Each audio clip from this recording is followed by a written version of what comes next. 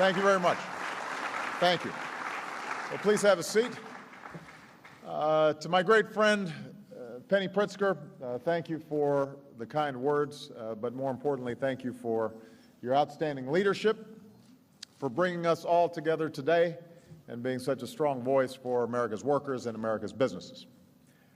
I want to acknowledge Acting Deputy Secretary Patrick Gallagher, Undersecretary Francisco Sanchez, and Vinay Malapalli, and their team at Select USA. And I want to especially thank all of you, state and local officials from across the country and business leaders from around the world.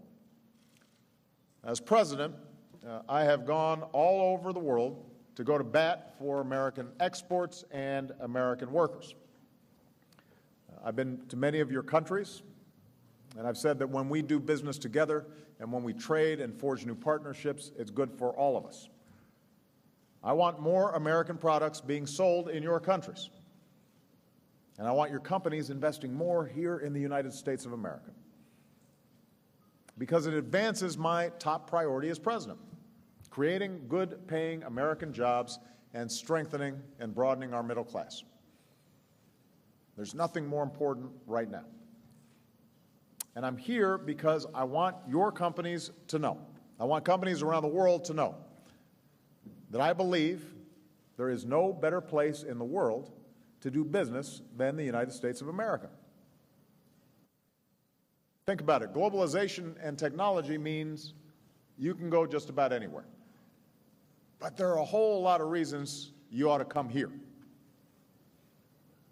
We're not just the world's largest market, we're growing. Thanks to the grit and resilience of the American people, we've cleared away the rubble from the financial crisis, and over the past 3.5 years, our businesses have created more than 7.5 million new jobs. Thanks to the tough decisions we've made to tackle our long-term challenges, America's becoming more competitive from a business standpoint. We're reforming a broken healthcare system, and as a consequence, healthcare costs are rising at their slowest rate in 50 years. We've cut our deficits by more than half since I took office, and they keep going down. We've pursued an all-of-the-above energy strategy, and we are producing more traditional energy, more renewable energy than ever before, more natural gas than anyone in the world, and we have cut our carbon pollution in the process. So while the case for doing business in America has always been strong, we've made it stronger. And of course, you will find no better workers than American workers. Our productivity is rising. We have the world's best universities, its most innovative entrepreneurs. We have its strongest intellectual property protections to go along with a rule of law that matches up with anyone. And thanks in part to a new initiative focused on exports and the new trade agreements that I've signed, we sell more products made in America to the rest of the world than ever before. So as you've heard repeatedly today, and you will hear undoubtedly after I leave this stage, America is open for business. And businesses have responded. You know, after a decade in which many jobs left the United States to go overseas, now we're seeing companies starting to bring jobs back because they're seeing the advantages of being located here. Caterpillar is bringing jobs back from Japan. Ford is bringing jobs back from Mexico. After locating plants in other countries like China, Intel's opening its most advanced plant right here in the United States. And there are a whole range of factors involved. People are looking at lower energy costs here. They're looking at stability. They're looking at the increased productivity of our workers. All these things are adding up. And people are saying, why would we want to be outside the world's largest market when we can get our products made effectively here? And this is a great platform from which we can export all around the world. And it's not just companies based in the United States. Honda's betting on America by expanding production operations in Ohio and Alabama and Indiana. And today, more Hondas are made in America than any place else in the world. Samsung's betting on America by revamping their plant in Austin, Texas, a $4 billion investment. Siemens is betting on America by hiring hundreds of new workers in North Carolina and putting $50 million a year into training its U.S. workforce. And that's the kind of investment that we've always welcomed as a nation, but the reason for Select USA is we know we can do more. We know we can be better. So two years ago, I acted on a recommendation from the CEOs on my Jobs Council, and we created Select USA to encourage more foreign companies to invest and create jobs right here in the United States. And we've shown that this works. As Penny mentioned earlier this morning, with help from Select USA, the Austrian company Voestalpine is creating 220 jobs in an auto parts plant in Cartersville, Georgia. The Canadian company Bombardier is investing more than $600 million to expand its Learjet facility in Wichita, Kansas. ASCO, a Belgian company that makes high-tech aircraft parts, reopened a shuttered factory in Stillwater, Oklahoma, and they're expected to create 380 good jobs by the end of 2015. And the list goes on. And I want to see even more of these success stories told across this country, which means I want to make sure we are doing everything we can so that companies like yours want to set up shop here in the United States. And for all the U.S. states and cities who are represented here today, we want to provide you with the tools you need to close those deals and create those jobs. So that's why today I'm proud to announce that I'm expanding and enhancing Select USA to create the first ever fully coordinated U.S. government effort to recruit businesses to invest and create new jobs in the United States.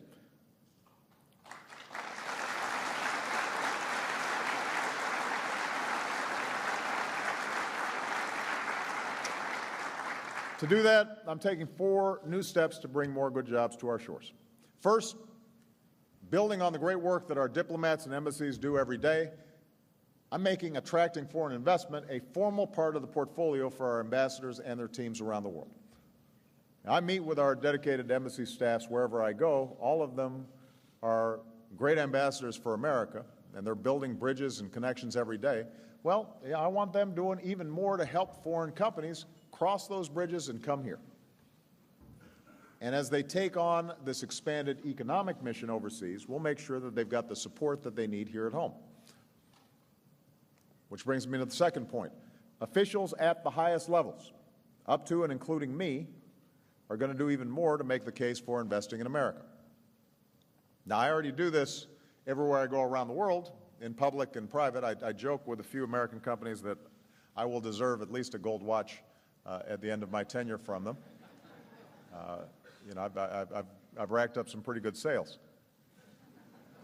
But as a country, we don't always make our case in a coordinated way that links our teams overseas to the right senior officials in Washington. And we're going to change that, make our advocacy more efficient, more effective, more connected, so that businesses who are making decisions about where to invest are getting timely answers and know that they're going to have all the help that they need. Number 3, we'll make sure that for the first time, companies who want to do business in America have a single point of contact at the federal level to cut through red tape. So we're going to help you navigate national, state, local rules and regulations so that you can invest faster, open facilities faster, create jobs faster. And finally, we'll help states, cities, regions across America up their game by giving them more tools they need to compete, from the latest research and analysis to events that link them directly with potential investors. This is a big country, and for a lot of foreign investors, you know, it may be sometimes hard to navigate and figure out what exactly is going to fit the needs of your company. Well, we can help you do that, and we can help make sure that state and local governments and regional offices, they're best equipped to make their case, and we can get a good fit that's good for the company and good for those communities. So, a new focus at our embassies on attracting investment, more outreach from Washington, coordinated advocacy to bring more jobs here, new ways to cut through red tape, and new tools for state and local leaders. That's what an expanded Select USA will mean for businesses and for our partners in U.S. states and cities. And ultimately, I believe that will translate into more good middle-class jobs for America. My number one priority. I will be asking Congress to do its part. A lot of this is coordination. It's not necessary to spend a lot of money. It's important for us to do what we do more wisely. But making America even more attractive to investment should be something that everybody can agree on, Democrats and Republicans. We've got to work together to get that done. At the macro level, that means getting beyond gridlock and some of the manufactured crises that we've seen come out of Washington. Because I assume if you ask any CEO here if shutting down the government makes them more confident about wanting to bring jobs to America, the answer will probably be no. The notion of not paying our bills on time doesn't inspire confidence. So it's time for Congress to focus on what the American people are focused on and what I'm focused on, which is creating good jobs that pay good wages and creating a good environment for investment. We do need to fully fund the Select USA program so that more middle-class folks have a chance to earn a decent living. We need to make sure that we are resourcing the efforts to make sure that our workers can earn the skills that they need to compete in the global economy. We've got, one of the crown jewels of our education system is our community college system. Not everybody's going to be training at MIT or Stanford, but these community colleges means that we can partner with businesses, help defray some of the training costs, help design with businesses what exactly they're going to need in terms of people getting hired. And we got the resources to do it. We know how to do it, but we've got to make sure Congress is supportive of that. We've got to fix a broken immigration system so that we are welcoming more talented workers and entrepreneurs from around the world. And so if companies are coming here to locate and they've got a key individual that they need to bring over to make sure that the company's doing what it needs to do, that it's not a tangle of red tape. And the good news is we know we've got bipartisan support for immigration reform. We just have to make sure we get it done this year. We've got to continue to make smart investments in research and development, education, infrastructure, all the things that historically have made America the most attractive place on the planet for businesses to invest. We've got to build on that success. That's who we are as a country. And we have a tradition here of tackling new challenges, adapting to new circumstances, seizing new opportunities. And that's one of the reasons that history shows over the last 2 centuries that when you bet on America, that bet pays off. So, to all the business leaders here today and around the world, we want to be your partner in helping to write the next chapter in our history. We want you to join the generations of immigrants and entrepreneurs and foreign investors who've discovered exactly what it means when we say we are the land of opportunity. That is not a myth. It's a proven fact. There are a lot of wonderful countries out there, but this is a place where you can do business, create great products, deliver great services, make money, and do good at the same time. So you should find out why there's no substitute for those proud words, made in America. And here's 3 more words. Select the USA.